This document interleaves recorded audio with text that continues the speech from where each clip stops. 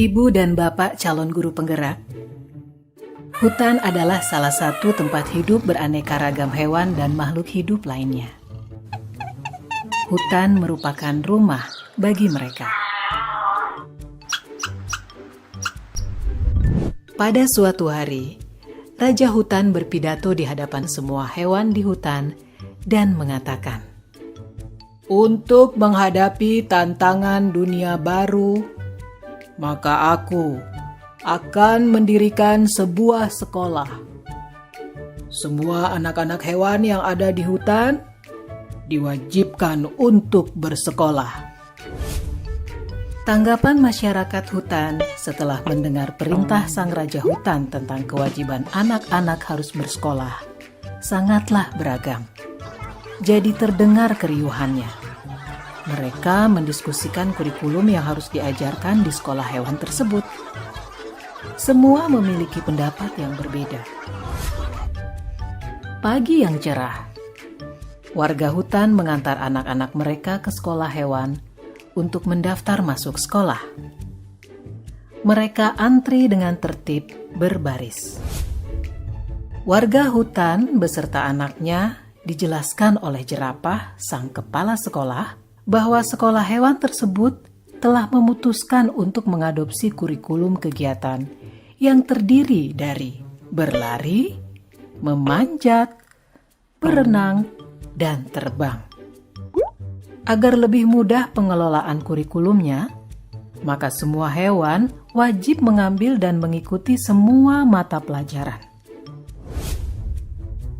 Bebek sangat bagus dalam berenang. Bahkan ia lebih baik dari instrukturnya. Tapi dalam ujian terbang, nilainya hanya pas-pasan.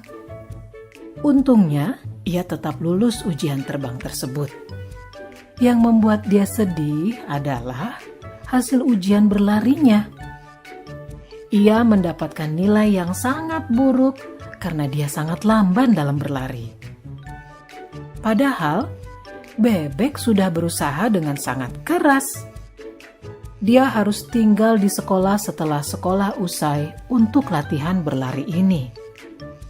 Dia bahkan juga terpaksa meninggalkan hobinya berenang untuk menambah jam latihan berlarinya. Dia berlatih sangat keras hingga selaput kakinya robek. Akibatnya, ia pun tidak bisa menunjukkan hasil yang baik bahkan dalam ujian renang karena masalah dengan kakinya tersebut. Bebek pun gagal di ujian berlari dan hanya mendapat nilai rata-rata dalam ujian berenang. Bebek sedih sekali mendapat nilai rata-rata. Tapi di sekolah tidak ada yang peduli dengan kesedihannya. Menurut guru-gurunya, nilai rata-rata bebek sudah memenuhi kriteria ketuntasan minimal atau KKM. Jadi tidak masalah.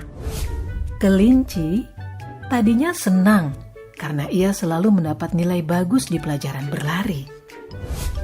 Tapi akhir-akhir ini semangat belajarnya menurun drastis. Ia lelah karena hampir setiap hari harus mengikuti kelas remedial untuk berenang. Sementara itu, tupai adalah hewan yang sangat baik dalam memanjat pohon. Tapi saat pelajaran terbang, ia mengalami frustasi. Di kelas terbang, gurunya meminta ia terbang dari bawah ke atas dan bukan dari atas pucuk pohon ke bawah. Karena diforsir, ia kelelahan. Tupai pun mengalami kram. Akhirnya, tupai mendapat nilai C dalam memanjat dan nilai D dalam berlari. Elang di kelas dikategorikan sebagai anak bermasalah dalam disiplin, sehingga sering sekali dihukum. Di kelas memanjat, ia selalu mengalahkan semua hewan yang lain dan sampai ke pucuk pohon terlebih dahulu. Tetapi, ia bersikeras untuk naik ke atas pohon dengan menggunakan caranya sendiri. Menurut elang, yang penting adalah tujuan akhirnya. Ia akhirnya juga tidak lulus.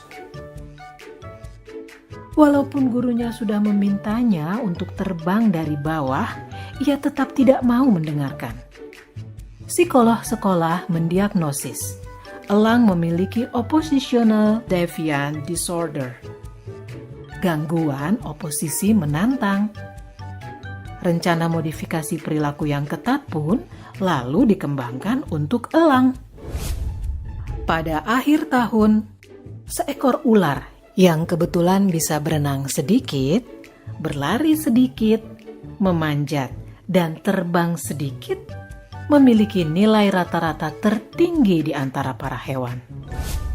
Sebagai murid yang dianggap terbaik, ia diminta mengucapkan pidato akhir tahun mewakili hewan-hewan lainnya.